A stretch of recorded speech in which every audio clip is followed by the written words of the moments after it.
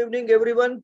Welcome to this Rssdi case files new episode, and that is related to another interesting case of maternally inherited diabetes. And we have got three eminent panelists, including endocrinologist, diabetologist, neurologist, and a professor of medicine from Agra who will be presenting the case. So first, I will request Dr. N.K. Singh to welcome everyone and introduce the faculties. Today I have great pleasure in welcoming very eminent personality like Dr. A.K. Singh, which I think he is very much aware about the case we are going to present. I think he needs hardly any introduction to our Rssdi group. For others who are joined, for them he is a consultant endocrinologist at JD Hospital Diabetes Institute at Kolkata. Most important, he is also editor of the William Textbook of Endocrinology of the South Asian edition. He is executive editor of many journals, associate editor of Diabetes and Metabolic Syndrome. Everyone is aware that it is a very high impact journal. And he has, I think, endless orations, and I think he is the man of meta-analysis in India, from the India. So great pleasure in to welcome Dr. A.K. Singh. I think he is the master blaster of Indian medical research. That is what we can tell. In one line, legend. Living legend. And our second panelist is Dr. Sanjeev Phatak. I think ex-president of API Ahmedabad, visiting diabetologist at the Sterling Hospital and SAL Hospital at Ahmedabad, and doctor of Juvenile Diabetes Association Ahmedabad. He has many publications to his credit. He is also at present the joint secretary in Gujarat Diabetic Association, and he has conducted many clinical trials and the first diabetologist in India to start insulin pump therapy. So with this credit, pleasure to again welcome him. And next our panelist is Dr. Salim Saab. He is the associate professor of neurology at the Rssdi PIMR Hospital at Ahmedabad, consultant neurologist, honorary to the governor of Gujarat. I think it tells the credit he has got, and the DM neurology from the SGPGI Lucknow, and a special training in epilepsy at Queen's Square, London. So I think because today's case also had some neurological things, so that's why we have also invited him. With that, our today's presenter, Dr. Prabhat Agarwal. Nirav, can you display the CB slides of? Yeah. So he's a MD, FRCP Glasgow, and a postgraduate diploma of diabetes from the London, and fellow of Diabetes India, and many other things. He is a professor of medicine at SN Medical College, Agra. With that, to the flow of the events will be like that. He will present the case, and after the presenting the history, we will stop, and then we will discuss, and then we will proceed again and again. So, Dr. Prabhat Agarwal, you can start your presentation. Sir, can you share? Yeah, I cannot share. We share it. I have. So, because from my side, videos is. You cannot share. Dr. N.K. Singh, if it is with you, then please try to share. Otherwise, you send to RX events. Okay. No, he has started. He has started. So by the time Prabhat starts sharing his screen, I will request everyone to keep their audio on mute. All the coordinators who are joining from all the states, we welcome you all to this episode of Rssdi Case Files, and we look forward to your support in future episodes so that we can enroll more and more people for this interactive case discussion. But request all of you to keep your audio on mute. Over to you, Dr. Prabhat. Just 1 minute. Yeah, you can see your screen is visual, you can do that.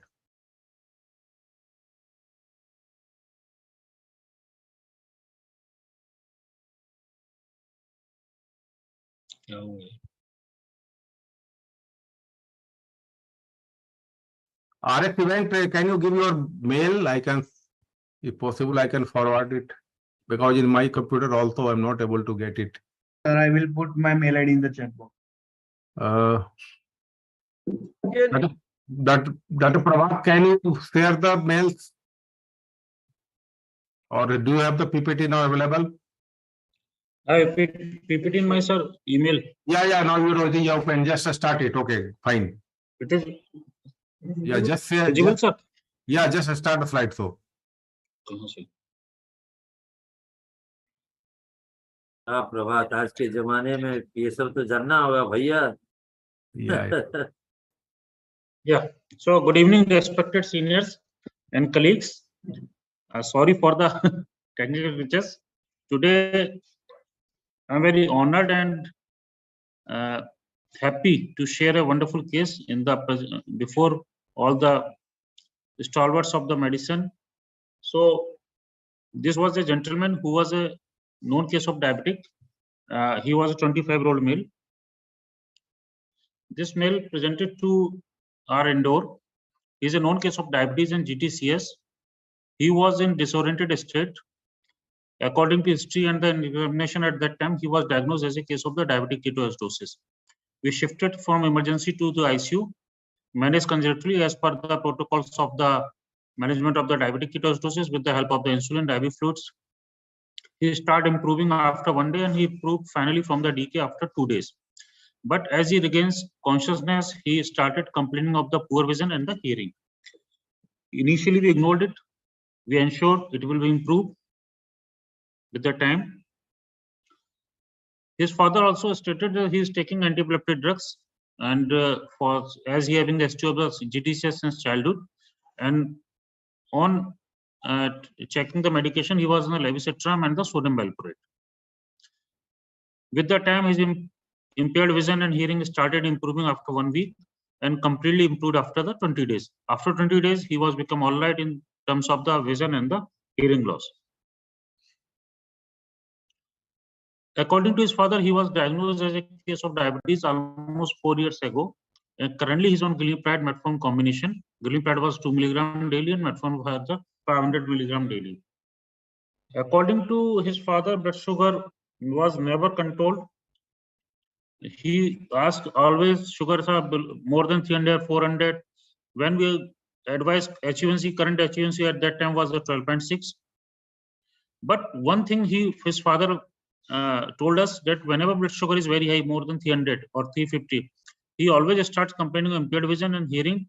And as soon as the blood sugar becomes controlled, these problems with the time within a week or 2 weeks, these problems become normal. We took family history, and when patient becomes stable, his father told that her mother is diabetic since the age of 23 years. She was managed on OHA. She also complained of the hearing impairment, and she expired at the age of 29 years. So currently, her mother is not there. She expired at the age of 29 years. There was no records available with the patients, but as father stated that her blood sugar was never controlled. Whenever he go to the physician or the doctor, he took the tablets. He doesn't recognize the tablet. He doesn't know the tablet's name. But he told that whenever sugar is always high, sugar never becomes controlled. She also have one younger sister. She was also diagnosed as a case of diabetes at the age of 18 years.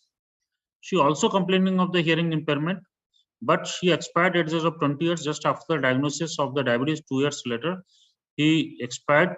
Some acute complication of diabetes. His father don't know what was the complication, but he said that she was admitted at the remote hospital in the Firozabad near to the Agra, and she expired within a 14 hours after the just admission.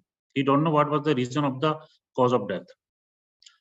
When we further asked about the history, his maternal grandmother, that is a Naniji, was also diabetes, and she was diagnosed at the age of 40 years. And she expired at the age of 58.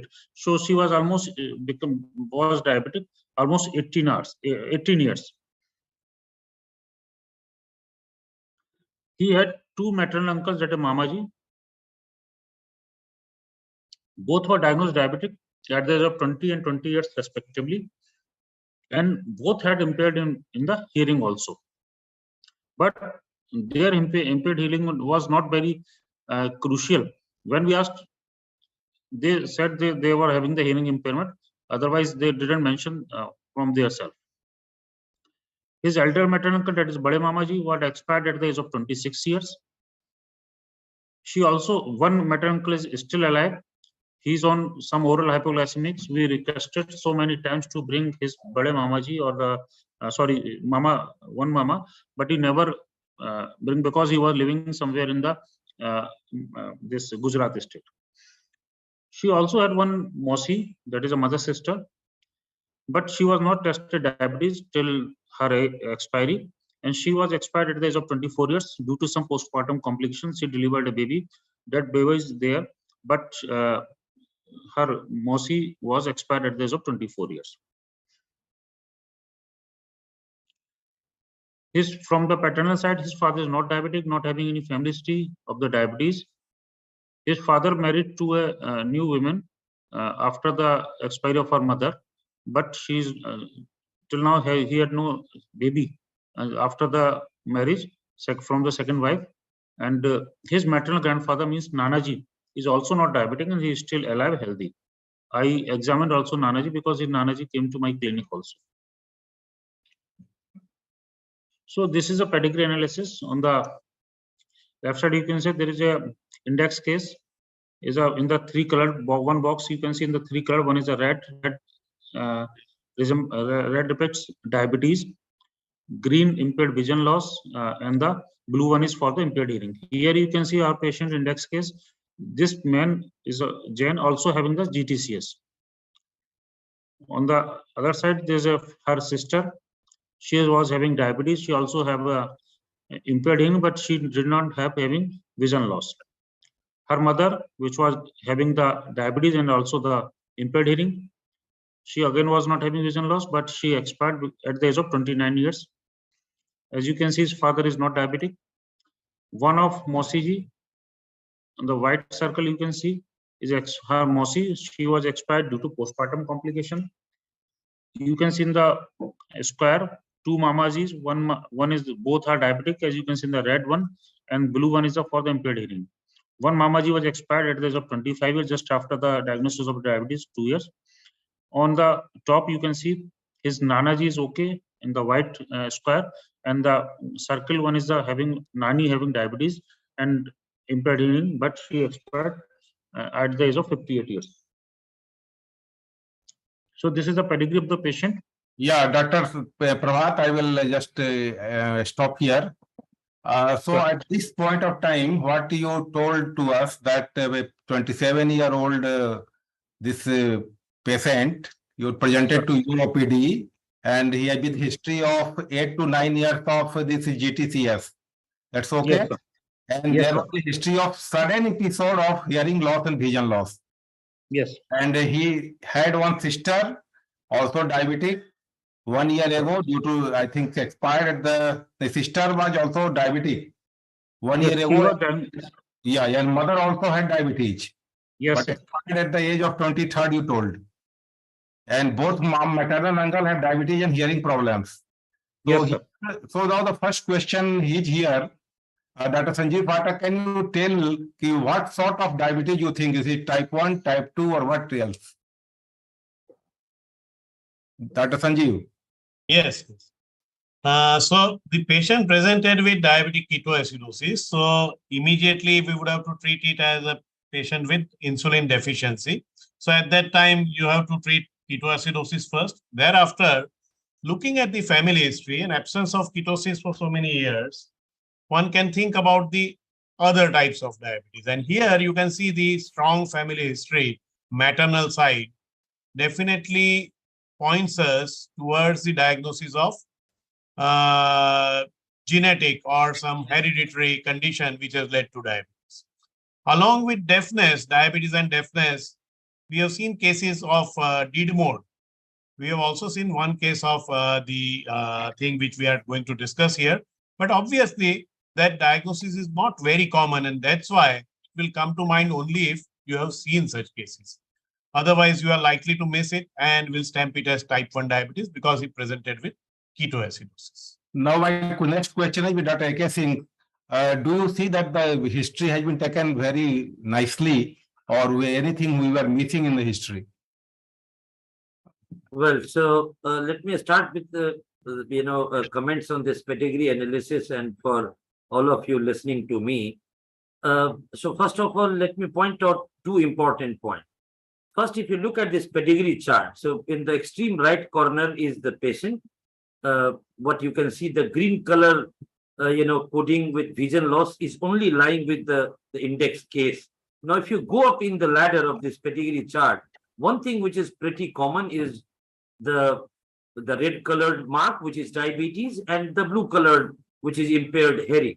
And if you closely notice here that if you go at the top, means the patient's maternal, Nani ji means grand maternal mother. Now, everyone here in this pedigree chart, the female is, inflicted with the disease. So there's no problem with the square, means male, on the first case. First is started with the, great grandmother of patient, as you can see, maternal grandmother of the patient, the female. And then if you come to the next generation, she has got 4 kids, of which 2 was male, 2 was female. Both the male was infected with the same disease. Out of that, one female, of the 2 female child she had, the one female had got the same problem. Now, if she got married to a normal person who didn't have diabetes or impaired hearing, and they have got 2 kids, of which one was female, one was male, both siblings had similar disease. Now, what was the mistake in this particular pedigree chart? Number one, although I was the co-author of this particular paper, then now I'm realizing what was the mistake we made.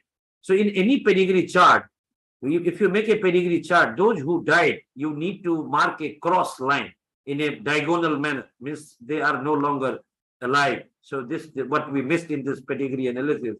I'm surprised even reviewer did not notice it. So anyone who died have a diagonal, line, which suggests that this gentleman or female is no longer surviving. Now, coming back to the case, so what we learned that here female is transmitting disease to the female, in the 3 successive generations. That is very clear. And how it is different from other diabetes. So if we make a DD of any diabetes running in a young person, you always think about either a genetic form of diabetes or monogenic diabetes like Modi. Now here what is interesting that only the mother is transmitting the disease to the children, and the female who is infected with the disease is further transmitting this disease to the so basically it is maternally inherited disease. That's very clear. And if you look in this pedigree chart, everyone, those who suffered from diabetes also suffered from the deafness problem, means impaired hearing.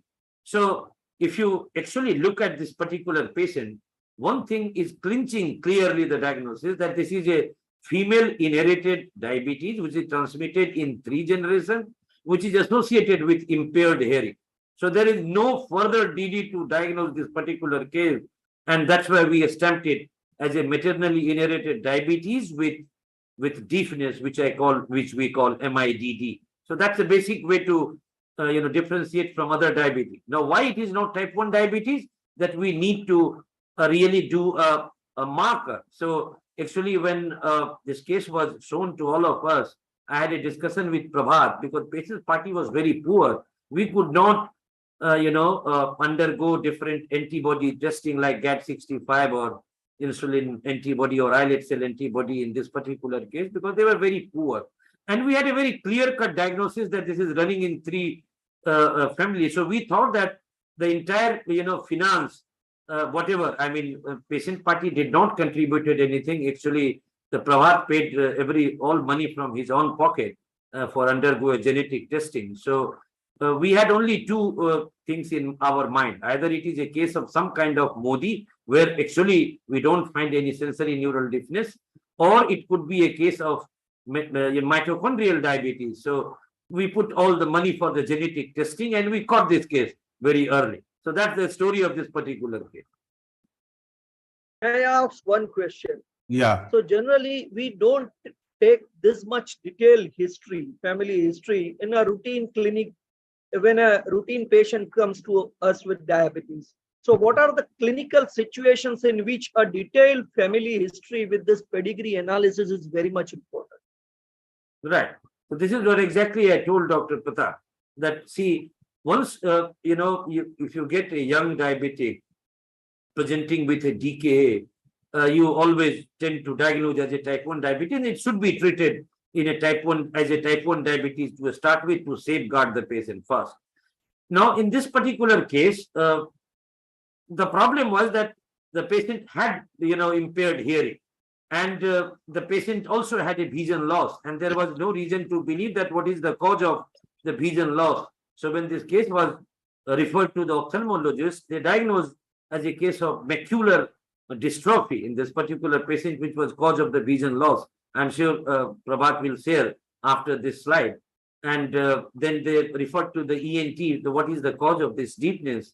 And after doing a pure tone odometry, we could stamp that this is a case of sensory neural deafness in a young, adult.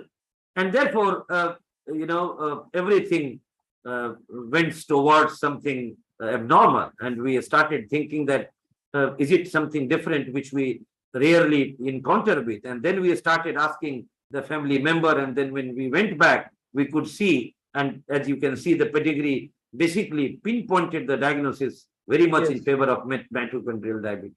So, in summary, when you suspect a case of type 1 diabetes with something which is peculiar, like deafness or a vision problem, which is not exactly diagnosed because of diabetic retinopathy in general. He has got a diabetes for last 9 years, and there is nothing to define deafness in a young adult. So the clinching point towards mitochondrial diabetes was impaired hearing, to be very frank with you, because the impaired vision can happen because of several factors, because of uncontrolled diabetes and the changing blood sugar levels. You may have impaired vision, and you may have several differential diagnoses for the vision loss, temporary vision loss. But the permanent hearing loss was one clue, which basically pinpointed to go beyond type 1 diabetes or Modi to look at some other diagnosis. I think fine. Dr. Prabhat, can you proceed? Yes, So sir. can I add one thing? Yeah. Yes. Yeah. So very well explained, of course, by AK. But had it been optic atrophy, would have the diagnosis changed to DID mode? Right. Of course, so this is DID mode patients come much earlier.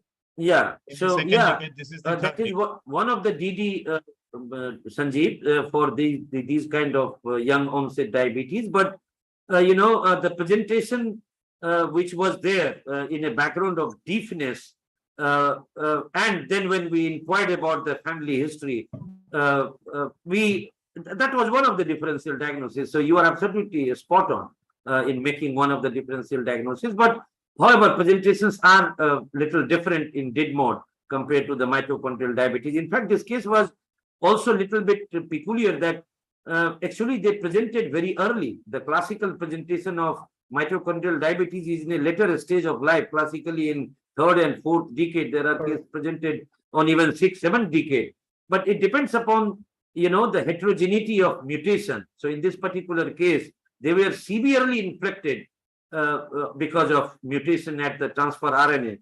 And therefore, everyone in the family until 3, previous generation had, diabetes at a younger age, and many of them died. So, that was peculiar point in this particular case, that everyone was infected at very young age, which is not classical of even a mitochondrial diabetes.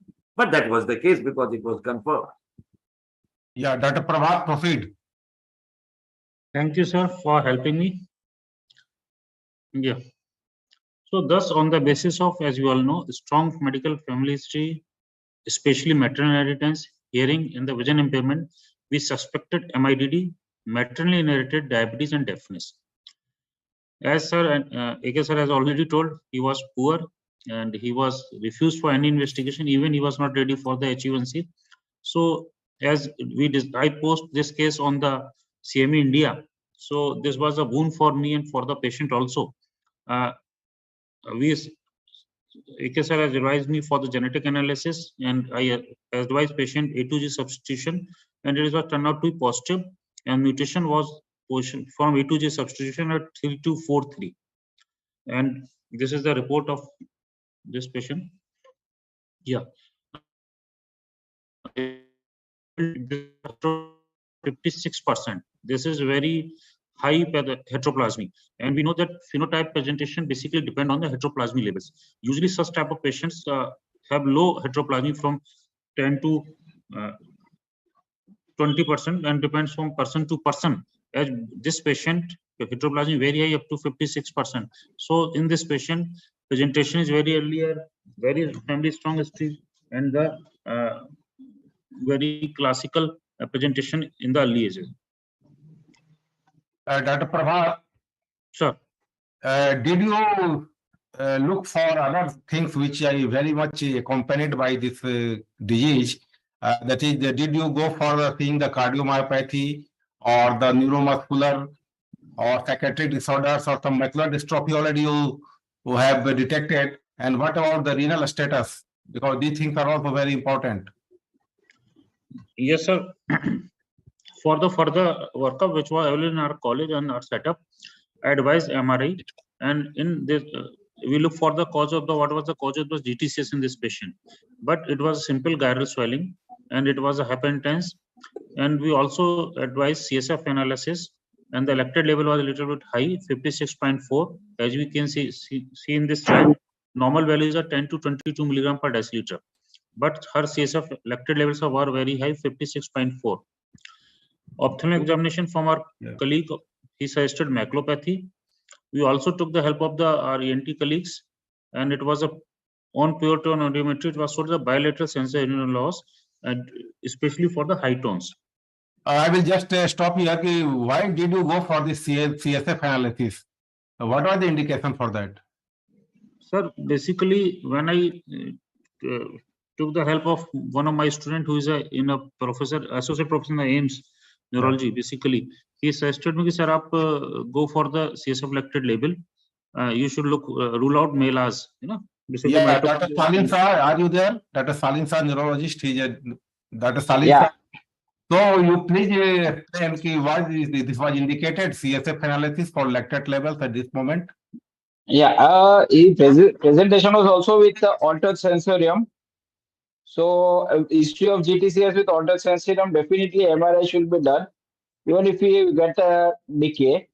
And second thing, lactate level high is another feature of a mitochondrial disease, which is a disorder of energy metabolism. Yeah. So lactate level gives the extra clue to us. And Dr. Prabhat, what the anti-epileptic drugs the patient was taking? He was on this levetiracetam, sir, and this valproate. Valproate. Valproate he was taking. He was on the levetiracetam. Initially, since childhood, he was taking valproate, and for the last 2 or 3 years, his seizures were not controlled. So some physician or the coax was added levetiracetam.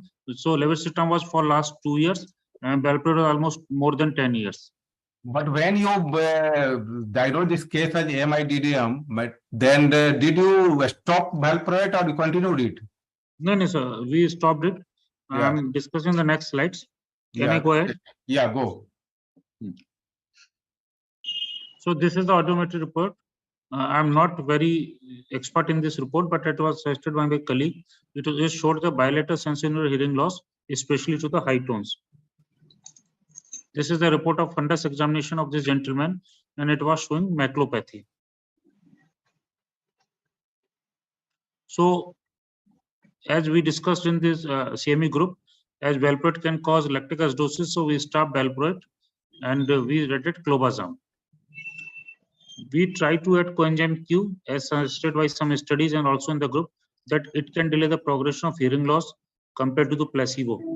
But because of poor affordability, we helped in initially for the 10-20 days, but because these salts are very costly, so he was not able to afford it. So he stopped after the 10 or 20 days.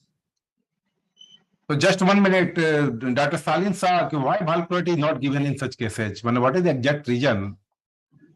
Valproate, there are two or three things. Valproate can cause lactic acidosis. Another thing, it affects the carnitine also. So energy, metabolism, and carnitine also play a role in the pathogenesis for mitochondrial disease. So the drugs, anti-diabetic drug, if we go by safety, based on levetiracetam and maybe clobazam. Other drugs, enzyme inducers, and they also be as far as possible avoided in these conditions. Mitochondrial disease. Yeah, okay, proceed. Yeah, Dr. AK Singh, can you add anything here? Yeah, so as Dr. Salim told you that there are certain anti-epileptic drugs. Remember, there are different variety of seizure. Even neurologists call them a mitochondrial seizures. There are certain drugs which needs to be stopped in people with a mitochondrial diseases, and this includes starting the valproate comes at the number one.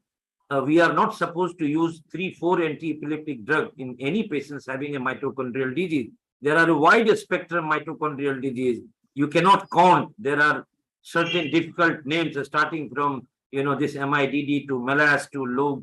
There are a number of you can't even pronunciate. There are a variety of syndromes associated with mitochondrial diseases. In these conditions, primarily because this involves central nervous system, these patients are very prone to develop seizures, and so there are certain anti-epileptic drugs that needs to be stopped. Sodium valproate is stopped here in this case is because of chance of having increased lactic acidosis. But please remember, there are certain anti-epileptic drugs that actually deteriorates mitochondrial phosphorylations. For example, even phenytoin, carbamazepine. These drugs are not supposedly used in mitochondrial diseases causing convulsion. So there are limited number of anti-epileptic drugs that are safe in patients with epilepsy with a mitochondrial disease. And it's not only related to the anti-epileptic drug. Also, please remember, for the diabetic perspective, I'm sure we will be presenting later on, we need to stop those drugs which are prone to develop lactic acidosis, for example, metformin. Also need to remember there are certain drugs that needs to be completely forbidden in patients with mitochondrial disease. For example, the very commonly using aminoglycoside. We are not supposed to use aminoglycoside in patients with mitochondrial diseases. Even if I remember correctly, what you call the common antibiotics which we use for a staph. I think linezolid as well as Linezolid should be ordered. Linezolid, and aminoglycoside and linezolid is not at all allowed in patients with mitochondria. So these are certain drugs which needs to be careful. For physician, I just thought to give a reminder of the drugs. This should be carefully used in people with mitochondrial disease. How about statins? Statins. Yeah, good one. So statin is also be careful about the statins. Please remember that often these patients are suffering from cardiomyopathy.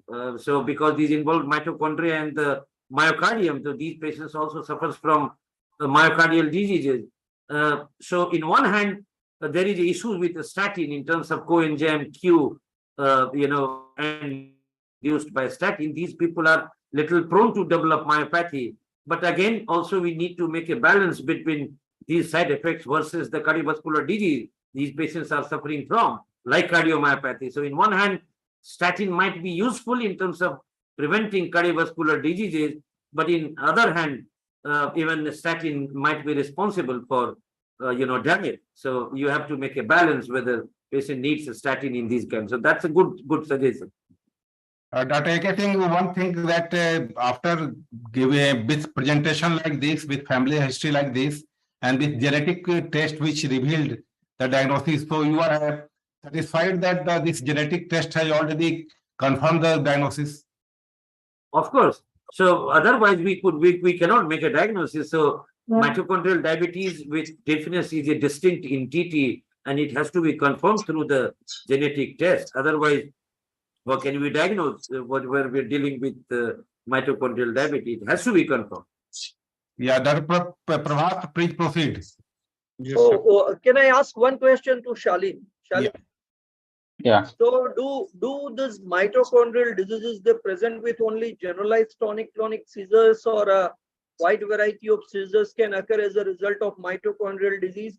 And when should you suspect? Suppose the patient is having some other, whatever the other comorbidities or other conditions where you will think of mitochondrial disease as a diagnosis or as a culprit for seizures or epilepsy. Mitochondrial disease, neurology is very common. So I think most of the mitochondrial disease have a neurological manifestation. Most of the syndrome have neurological involvement. Typically, GTCS and the another syndrome is MRF, myoclonic epilepsy with red red fibers. So myoclonic seizures can be seen. And of course, if the patient has developed a brain damage, you may get even focal seizures. But classically, myoclonic seizures and GTCS, they are more common. And of course, there are other lot of neurological syndromes which can occur in patient of mitochondrial disease. So when do we suspect? Classically, there are certain classic syndromes. Like one is ophthalmoplegia, progressive external ophthalmoplegia, where patient has got progressive ophthalmoplegia at a younger age, 15 to 20 years. Second will be Kearns-Sayre syndrome, ophthalmoplegia with ataxia.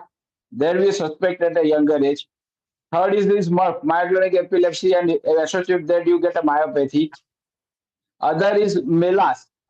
So mitochondrial encephalopathy, lactic acidosis, and stroke-like episodes. So patient develops stroke-like episodes. MRI is very typical. You get lesions on diffusion which disappear on follow-up, as they are believed to be due to hypoperfusion rather than ischemia. So non-vascular lesions which go away on follow-up on MR imaging may give a clue to the MELAS.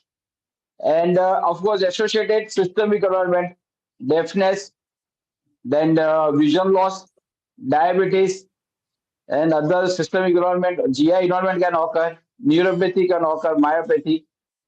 So classical syndrome or patient with neurological heavy systemic disease, we suspect mitochondria. Yeah. Dr. Prabhat. Sir. At that time when I saw this patient first time, as he was not affordable, but in the last 6 months ago, I advised get 65 because he was not very, he, as his patient, this patient was suggested by someone, कि you have type 1 diabetes, तुम्हारी कभी भी जान जा सकती है. तो from my own pocket again I advised get 65 and it turned out to be negative. I have missed the report, otherwise I will post it. And at that time, when we diagnosed the case, as discussed by AK sir and the other persons on this group, I started glevencalamide, that is a dionyl 5 mg BD, and sitagliptin 100 mg daily. We stopped the metformin and glimepiride combination, and we started glevencalamide 5 mg BD and the sitagliptin BD daily 100 mg. Just 3 or 4 months ago, I also started imiglivin that I read somewhere in the one paper. The imiglivin works on the mitochondrial level, so it may help. So I started imiglivin along with the glevencalamide and the sitagliptin. Again, yeah. But after 3 weeks of starting imiglivin, he started episodes or recurrent episodes of hypoglycemia. For this, he needs to admit in one in the hospital, Projawat Medical College, and 2 times he admitted in my Medical College Agra. So we stopped this glevencalamide. So currently he's on imiglivin 1000 mg BD and the sitagliptin 100 mg daily. After 3 months of this, his HbA1c was 8.6. As I already stated, he is very poor, so he is unable to afford coenzyme Q10. And I'm also not, because I have to provide this imiglivin and the sitagliptin with the help of the pharma colleagues. But as I have no MR for especially this coenzyme Q10, so that's why I'm not able to provide him. But currently is on imiglivin 1 mg BD and the sitagliptin 100 mg daily. So you never started this metformin or insulin because your patient is not on control. HbA1c is still high. So, and how did you start this imiglivin? Is there any paper or any suggestions for that? And Dr. I think here we need the comment of Dr. AK Singh about the metformin and this new drug he has started. So, Dr. AK Singh. Well, so we don't have any studies with imiglivin, but it was a little heroic attempt to add because see if you look at the mechanism of action of imiglivin, because they are the mitochondrial energy booster. And this is a mitochondrial disease. So theoretically, this should be the drug of choice if it really works. So it wasn't a bad idea to start with, to add on imiglamin. As you can see, initially metformin is of course not recommended looking at the mitochondrial diabetes and chance of having lactic acidosis. This gentleman already had lactic acidosis in the past. Metformin was not the great choice to continue, and that's why it was stopped. Then glibenclamide was added. I mean, because of the cost. When it was not maintained, then sitagliptin was added.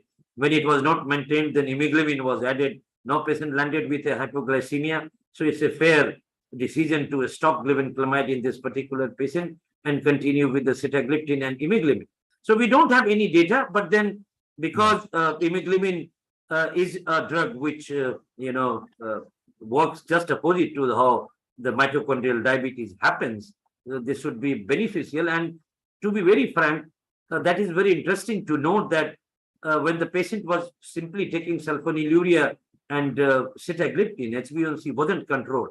The moment imiglamin was added, this gentleman landed in a hypoglycemia. So HbA1c will take time to come to the target, but the hypoglycemia episode after adding imiglamin does speaks volume about the energy boosting mitochondrial support with the imiglamin.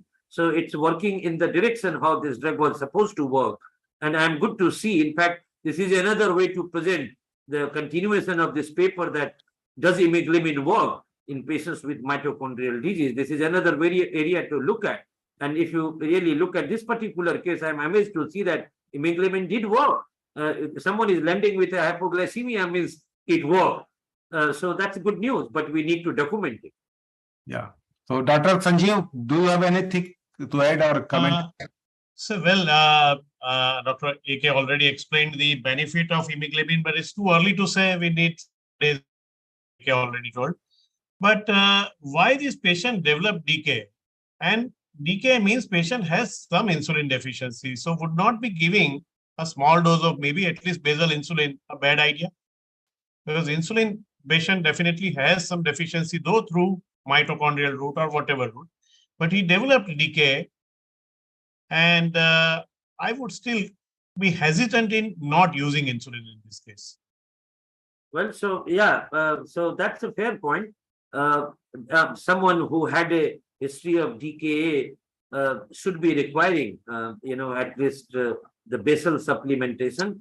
But look, even for past 1 year now, if I remember correctly, year has passed now, and this gentleman is not on insulin and never developed DKA further. Rather he landed with hypoglycemia. So if you look at the mechanism how mitochondrial diabetes cause beta cell dysfunction, ideally these patients might need insulin, in later part of time. So basically, the mitochondrial diabetes works through the secretory defect of beta cell.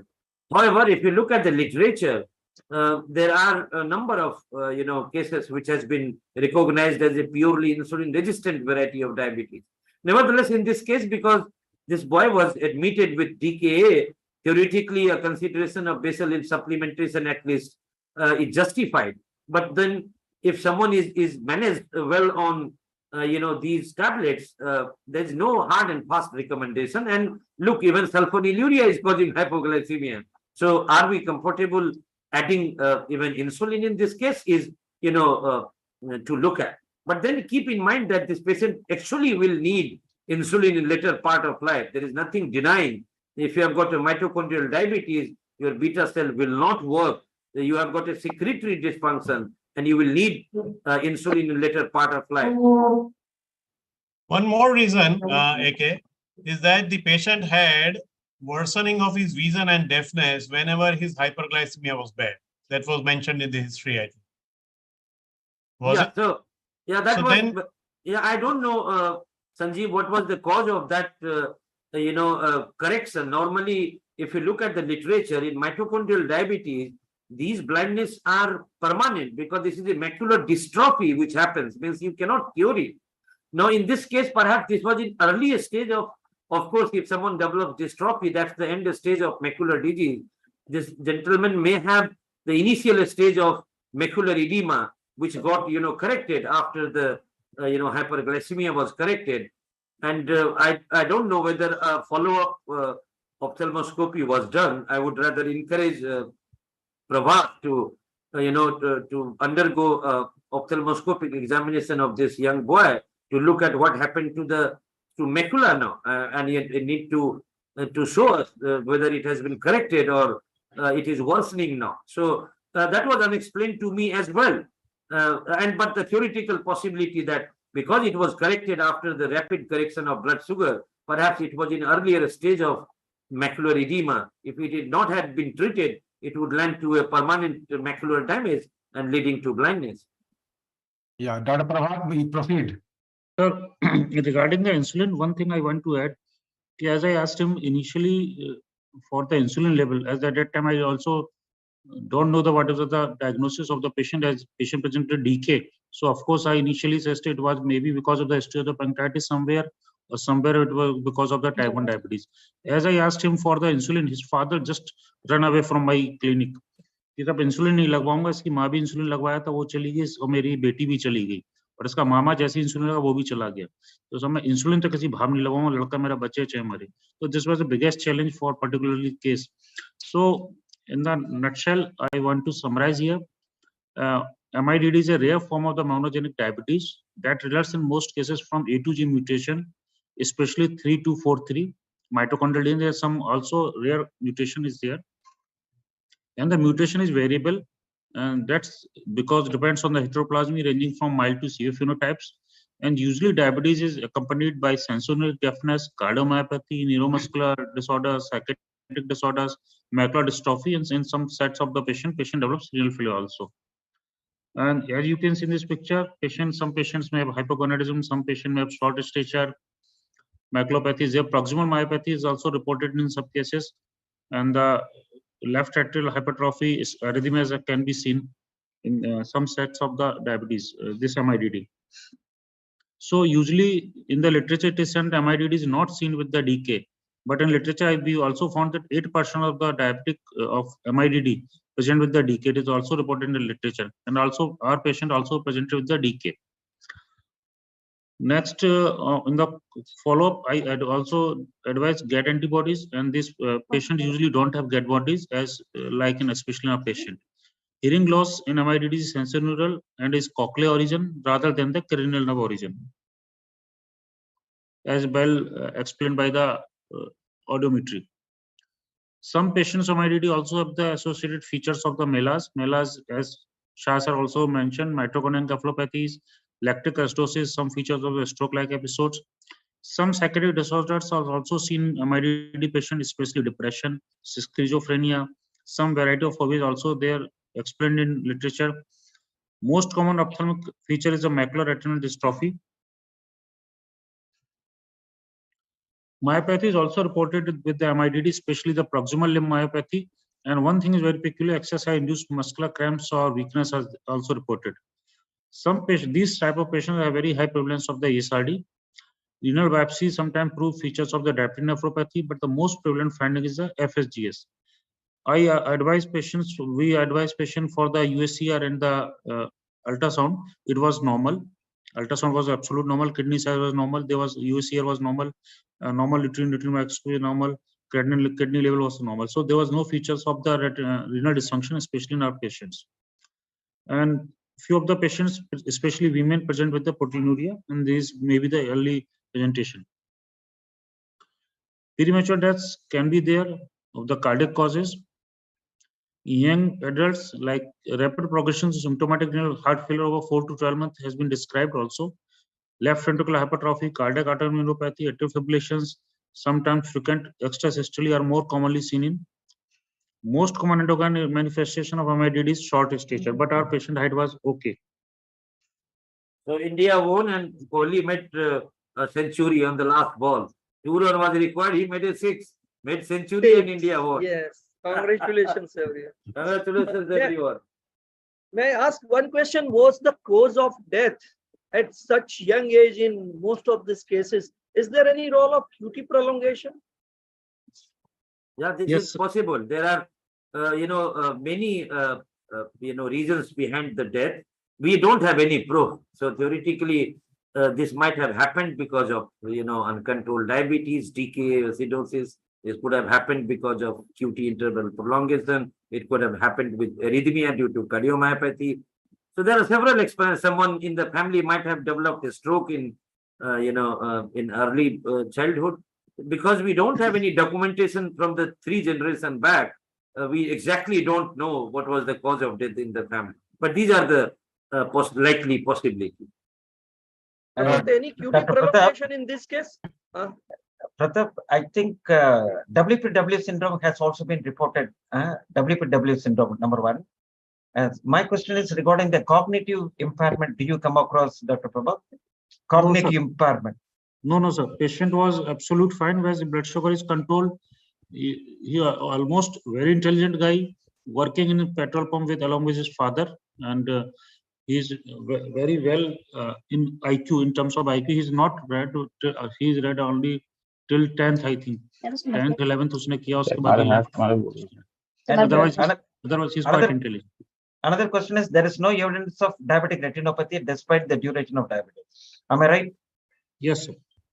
Dr. Stalin wants to say something. Please give him a... Yes, sir. Very interesting case and relatively odd, uncommon manifestation of a mitochondrial disease. Just one comment that mitochondrial disease is due to energy dysfunction.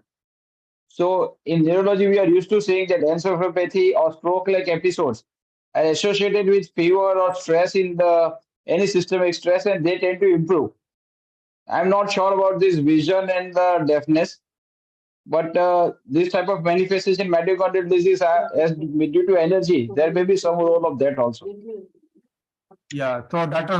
Prabhat, can you just stop sharing the screen so we can have some discussion now? 5 minutes more left. Yes, sir. Yeah. You just go and yeah.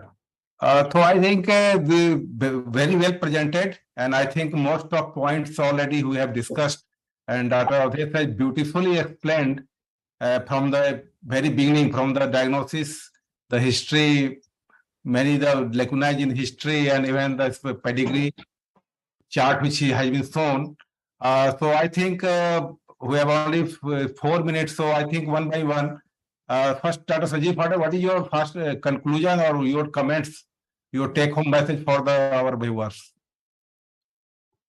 First and foremost, congratulations to Dr. Prabhat Agrawal, Dr. A.K. Singh, and the whole team who worked for this case, suspected that this can be maternally inherited diabetes. So I must congratulate all of you. Second, this is a take-home message for all of us that any patient who comes to you with diabetes, deafness, and ophthalmic problem, 2 diagnoses should be kept in mind. One is, of course, read board, and the second is this maternal inherited. So all the diabetes are not type 1 or type 2. We should suspect some other genetic forms of diabetes or monogenic diabetes, especially in patients with strong family history on maternal side. Dr. Sanjeev, suppose if such patients comes to you, most of these will start metformin. So it is very difficult that if we have not started metformin, in such case, this was really beautiful, but otherwise, in most of such conditions, we go for metformin, and what happens, in every case, it happens that they will end up to the lactic acidosis. Is it so? I think lactic acidosis is not that common. It's an extremely rare. So even if someone had used it, I don't think metformin would have caused lactic acidosis. Correct me if I'm wrong. But whenever you are having any doubt about the diagnosis of diabetes, it is better and safer to start with insulin, and then you can take your time for the further diagnostic testing. That's what I generally do. Your comment. I just wanted to add on this comment. As you said, that whether it is a crime to start metformin, unless we diagnose that this is not a mitochondrial diabetes. No, answer is absolutely fine. Even if you continue on metformin, that's not a crime. Remember, metformin-induced lactic acidosis is a very, very rare phenomena. The exact prevalence of MALA, metformin-associated lactic acidosis, is 10 in 100,000 people, means in 1 lakh patient on metformin, 10% develops lactic acidosis if the person receiving metformin has got a kidney disease. So that's the prevalence in patients with CKD. In patients without CKD, even this prevalence would be 1 in 10 lakhs. So therefore, even if you have started metformin in patients with mitochondrial diabetes, it is not a crime. Of course, once you have confirmed the diagnosis, preferably you would not like to continue with the drug. So that's the first point. You know, why this case is rare and important, and it would be surely cited in future, that we didn't find a single case of mitochondrial diabetes reported in literature that was admitted with a diabetic ketoacidosis. So they do have a mitochondrial dysfunction and beta cell dysfunction because of mitochondrial dysfunction. See exactly what happens in mitochondrial diabetes. Your mitochondria is not working well. So your mitochondria in the beta cell is not able to put the product of glycolysis into the Krebs cycle. So you are not producing ATP in mitochondria. And therefore, if you are not producing ATP in beta cell, you are not able to release insulin. Very simple. Now, these patients are having a secretory dysfunction, not absolute insulin deficiency. So therefore, they should not develop DKA. As you can see in this case, for past 1 year or so without insulin, this gentleman is not developing DKA. In this case, he was landed with DKA. That was the rarest presentation. We didn't find even a single case presented with DKA. So that was one unique case from our part of the world. And your final message for our viewers? My advice and suggestion would be that nowadays, if I was just searching into the literature before I joined, that how many new cases has been added into the into the literature. We did find that very recently, in past 6 months, when we submitted this paper nearly 8-10 months back, at that point of time, we had a limited number of reported cases of mitochondrial diabetes. In past 6 months, I could see there are another 30 patients who have been reported in the literature. This speaks volume that perhaps we are in the era where we are very careful in diagnosing different type of diabetes. Now we have got because of wider availability of genomics, genetic analysis, perhaps we are finding a lot of these cases, especially in diabetes in young. And so therefore, my message is that if you find anyone, young people with diabetes, with a family history of diabetes, don't stick your diagnosis only to the Modi, or young onset type 2 diabetes. If you find someone who is a lean, a young diabetic, do suspect about mitochondrial diabetes. That's the first difference between Modi, young onset type 2 diabetes, and mitochondrial diabetes. They are leaner, they are cachexic like a type 1 diabetes, but they are not type 1 diabetes. So they are somewhere between, Modi and type 1 diabetes in terms of their phenotypical appearance. So if you find young type 2 diabetes, if they are lean, requiring insulin, but they are antibody negative, and there is a family history of diabetes in 3 generations, do suspect that it could be a mitochondrial diabetes if there is a family history, in particular in mother. So that's the simple message for this case. Yeah, Dr. Stalin sir, your last comment about valproate. Suppose someone started valproate, so what will happen? All cases will end up again for the Mela. Valproate is to be avoided as far as possible. It's not that all patients if you use valproate should end up with melas or other thing, but definitely valproate affects the energy metabolism, carnitine also, so should be avoided. Yeah. Otherwise, I like to say very interesting case, and it was my pleasure to be part of this. Yeah. So, Dr. Pratap Jethwani, your final comments with a vote of thanks. So I think we have learned the importance of family history in diabetes, particularly in young onset diabetes. Always take a look at very detailed family history that will give you a lot of clue about what is there. And then you can suspect other forms of diabetes rather than our conventional approach of type 1, type 2 or Modi. And always try to look out for the abnormalities in the patient in the form of a deafness or vision, whether they are having any other problem or not. Even in the middle age, if somebody is having new onset diabetes with deafness, I think one should keep in mind and take detailed family history to suspect this kind of diabetes where the treatment differs very much from the type 2 diabetes. With that, I thank Dr. A.K. Singh, Dr. Sanjeev Phatak, and Dr. Shalin Shah for highlighting us about this mitochondrial diabetes or maternally inherited diabetes, and Dr. Prabhat Agrawal for a beautiful case, for excellent publication, and for making people aware that even mitochondrial diabetes can present with DK. So even people who are presenting with DK, if they are having other abnormalities or very positive, strong family positive history with deafness or other thing, you can think of mitochondrial diabetes also. And thank you, Dr. N.K. Singh, for inviting all of this and making us all together for this interesting Rssdi case files.